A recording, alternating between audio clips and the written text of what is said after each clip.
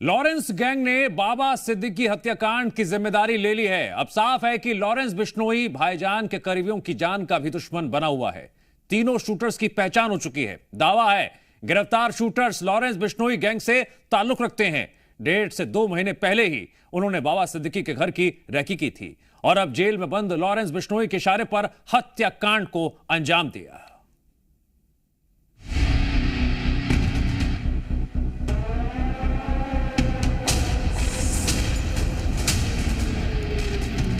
जो सलमान का दोस्त वो लॉरेंस का दुश्मन।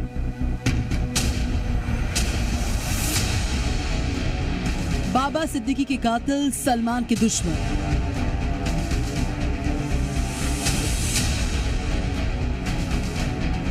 हत्या के गहरे तार, सामने आए कई किरदार। जेल से ऑर्डर, भाईजान के दोस्त का मर्डर। जो सलमान खान का दोस्त है वो जेल में बंद कुख्यात माफिया डॉन लॉरेंस बिश्नोई का सबसे बड़ा दुश्मन है, क्योंकि जितने भी भाईजान के दोस्त हैं वो लॉरेंस गैंग के सबसे बड़े दुश्मन हैं। तो क्या बाबा सिद्दीकी ने सलमान खान से दोस्ती की कीमत चुकाई है? क्योंकि लॉरेंस बिश्नोई और उसके गुर्गे ये कहते रहे कि जो सलमान खान का दोस्त है वो उनका सबसे बड़ा दुश्मन है,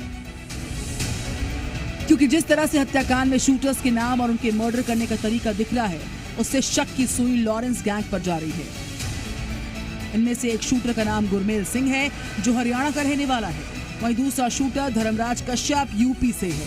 पुलिस सूत्रों की माने तो इन दोनों गिरफ्तार शूटर्स ने दावा किया कि वो लॉरेंस बिश्नोई गैंग से ताल्लुक रखते हैं। ये भी दावा है कि 1.5 से 2 महीने पहले ही उन्होंने बाबा सिद्दीकी के घर पर रेकी की थी। एक और वजह से जिससे हत्याकांड के आरोपियों के लॉरेंस गैंग से जुड़े होने की आशंका जताई जा रही है, क्योंकि पकड़े गए शूटर्स ने ठीक उसी अंदाज में हत्याकांड को अंजाम दिया जिस तरह से लॉरेंस गैंग के शूटर्स अमूमन हत्याकांड को अंजाम देते हैं। 6 गोलियां चलाई गई जिसकी वजह से बाबा सिद्दीकी की जान गई। 3 गोलियां बाबा सिद्दीकी को लगी, 2 गोलियां उनके सीने पे, 1 गोली पेट में। उनको तत्काल यहाँ से लीलावती अस्पताल लेकर जाया गया। लीलावती अस्पताल में जब उन्हें ले जाया गया तो डॉक्टरों के मुताबिक उनके बॉडी में कोई भी मूवमेंट नहीं था, पूरी तरह से बॉडी शांत हो गई थी। उन्हें रिवाइव करने की कोशिश की गई, लेकिन 11:27 पर डॉक्टरों ने उन्हें मृत घोषित कर दिया। क्योंकि लॉरेंस गैंग में ज्यादातर शूटर्स कम उम्र के होते हैं जो अपराध की दुनिया में अपना नाम बनाने के लिए किसी भी वारदात को अंजाम देने के लिए हर वक्त तैयार रहते हैं। वहीं शूटर गुरमेल सिंह हरियाणा का रहने वाला है जिसकी उम्र 23 साल है। दूसरा शूटर धर्मराज कश्यप सिर्फ 19 साल का है। दोनों ही शूटर्स, एक हरियाणा और एक यूपी का है। इसके अलावा जो तीसरा शूटर था वो यहाँ से भागने में सफल रहा, जिसकी तलाश 12 क्राइम ब्रांच की टीमें फिलहाल कर रही हैं। उसके अलग अलग जगहों पर दबिश की जा रही है। बताया जा रहा है कि काफ़ी लंबे वक्त से ये लोग यहाँ मुंबई में मौजूद थे और लगातार बाबा सिद्दीकी पर अटैक करने की कोशिश कर रहे थे। फिलहाल उनकी तलाश चल रही है। जो तीसरा शूटर है वो भी उत्तर प्रदेश का बताया जा रहा है। ये तीनों कुछ समय पहले ही, जैसा मैंने बताया, यहाँ पहुँचे थे और बाबा सिद्दीकी के घर से लेकर दफ्तर तक लगातार रेकी कर रहे थे, घटना को अंजाम देने की कोशिश कर रहे थे। कल उन्हें मौका मिला और उन्होंने बाबा सिद्दीकी पर ताबड़तोड़ गोलियां चला दी। लॉरेंस बिश्नोई सलमान खान को अपना सबसे बड़ा दुश्मन मानता है और बांद्रा ईस्ट से विधायक रहे बाबा सिद्दीकी की सलमान खान से दोस्ती जग जाहिर है। वो रमजान के दौरान अपनी इफ्तार पार्टी के लिए हमेशा सुर्खियों में रहे। सलमान और शाहरुख खान जैसे बड़े सेलिब्रिटीज इसमें शामिल होते रहे। लॉरेंस बिश्नोई सलमान खान के दोस्तों को कैसे और क्यों निशाना बना रहा है, इसकी कुछ बानगी देखिए।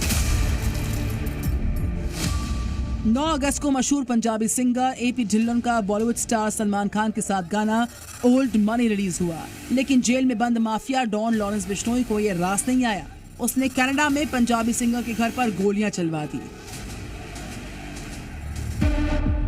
शूटर्स ने एपी ढिल्लों के घर पर एक के बाद एक 11 बार फायर किया। फायरिंग की जिम्मेदारी लॉरेंस बिश्नोई गैंग ने ली। गैंग के गैंगस्टर रोहित गोदारा ने सोशल मीडिया पर पोस्ट भी किया। साफ है कि जो सलमान खान का दोस्त है वो लॉरेंस बिश्नोई का सबसे बड़ा दुश्मन है, क्योंकि बाबा सिद्दीकी सलमान खान के करीबी थे, उनका मर्डर हो गया। सिंगर गिप्पी गिरेवाल का सलमान के साथ एल्बम आया तो उनके घर पर भी लॉरेंस गैंग के शूटर्स ने फायरिंग कर दी। पंजाबी सिंगर एपी ढिल्लों सलमान खान के साथ दिखाई दिए तो कनाडा में उनके घर पर भी फायरिंग करवा दी गई।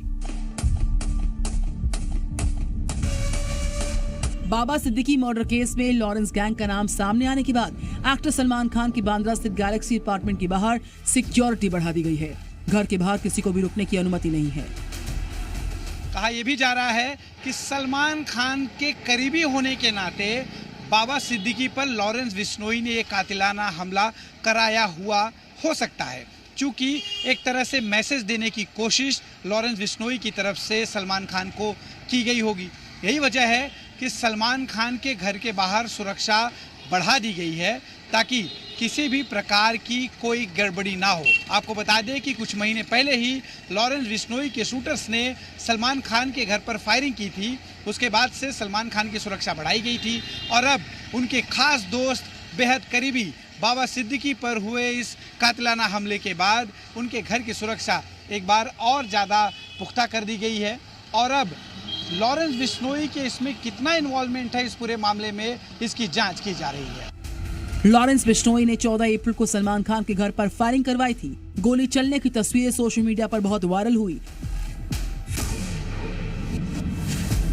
फिलहाल मुंबई, दिल्ली, हरियाणा पुलिस जांच कर रही है, आरोपियों से पूछताछ कर रही है और हत्याकांड की वजह और मास्टरमाइंड की तलाश कर रही है। ब्यूरो रिपोर्ट, जी मीडिया।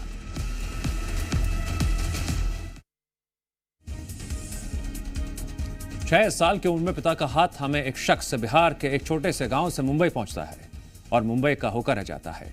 बाबा सिद्दीकी बनने का यह सफर बेहद अनोखा है, दिलचस्प है। मुंबई में खुद के लिए एक मकान बनाने के आपने कई किस्से सुने होंगे, लेकिन बाबा सिद्दीकी की कहानी सबसे अलग है। हम ऐसा क्यों कह रहे हैं, जानने के लिए देखिए ये रिपोर्ट।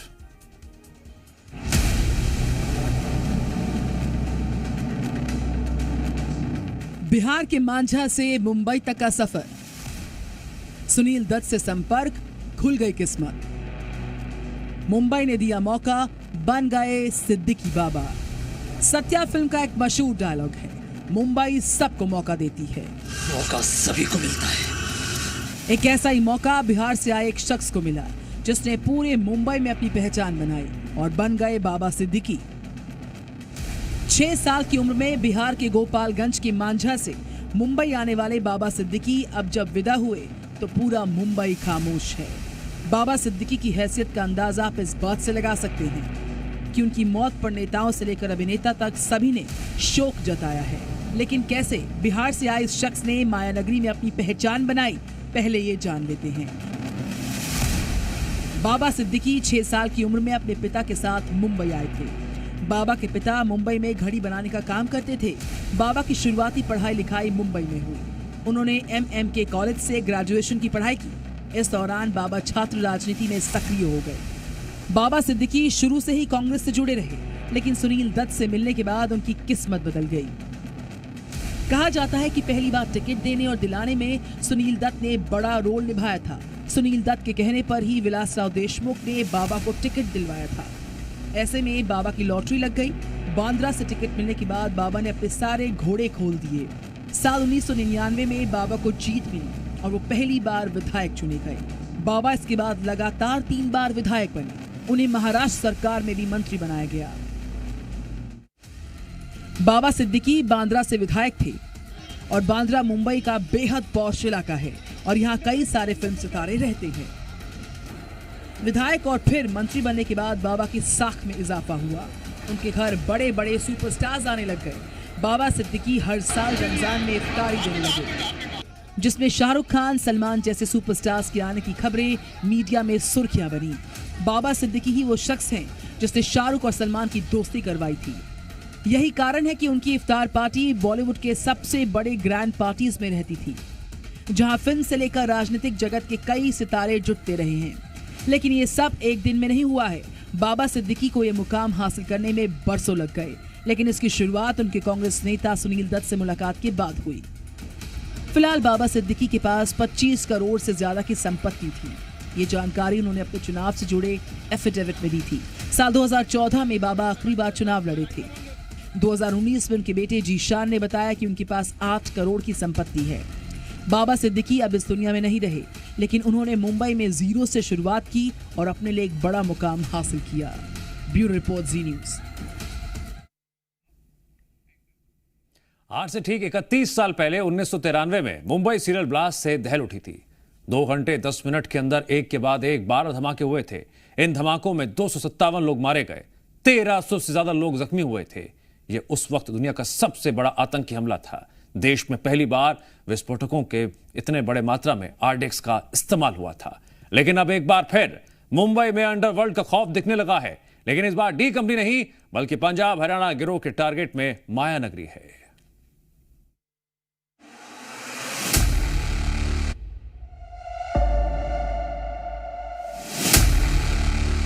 मुंबई में फिर अंडरवर्ल्ड का खौफ। 1993 में खात्मा, अब कब्जे की तैयारी। 25 साल बाद अंडरवर्ल्ड रिटर्न्स। पहले सलमान खान को टारगेट करने की कोशिश, सलमान के घर फायरिंग की गई और अब बाबा सिद्दीकी की हत्या। क्या मुंबई के अंडरवर्ल्ड पर कब्जे की तैयारी हो रही है? क्या मुंबई में एक बार फिर दहशत फैलाने का खेल चल रहा है?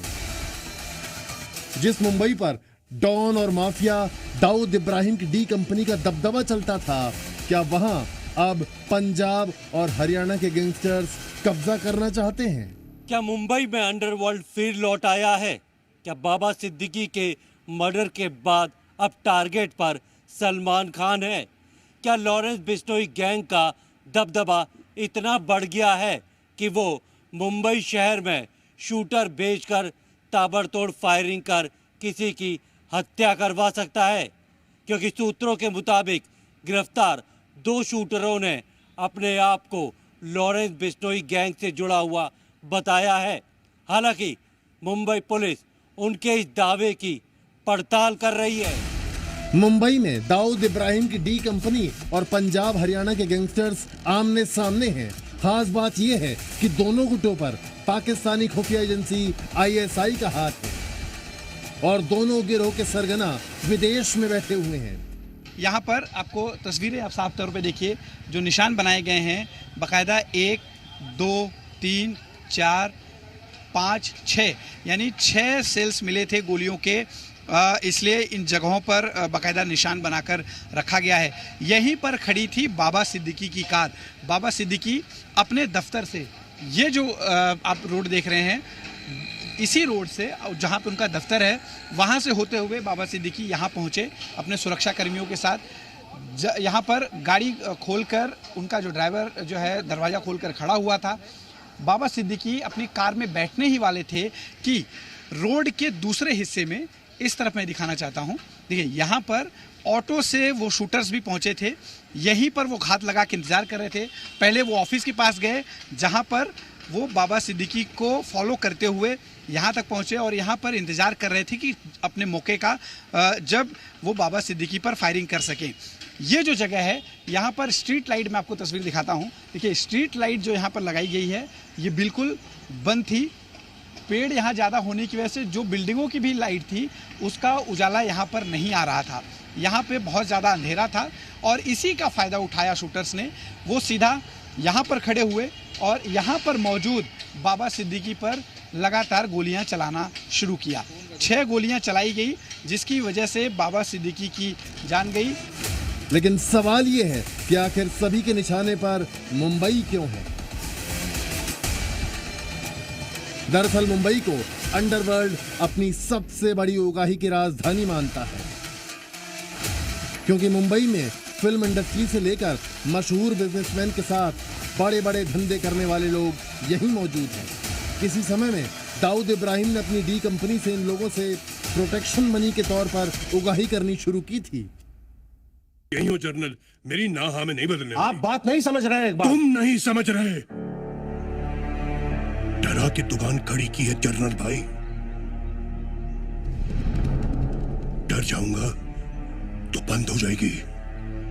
दाऊद इब्राहिम को इस धंधे में होने वाली कमाई और अपना नाम फैलाने की इतनी सनक थी कि उसने इस धंधे का पूरा जिम्मा अपने दाहिने हाथ यानी छोटा शकील को सौंपा, जबकि इस धंधे को उसका अपना सगा भाई अनीस इब्राहिम संभालना चाहता था।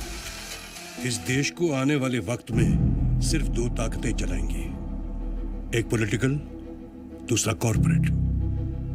बेहिसाब पावर या बेशुमार पैसा, और इन दोनों में से मुझे एक तो चाहिए।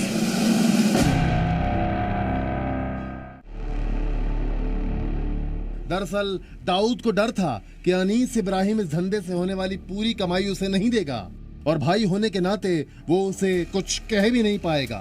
लिहाजा उसने छोटा शकील को यह धंधा सौंपा। साथ ही उसने मुंबई की एक मशहूर हीरोइन से कथित तौर पर शादी भी की।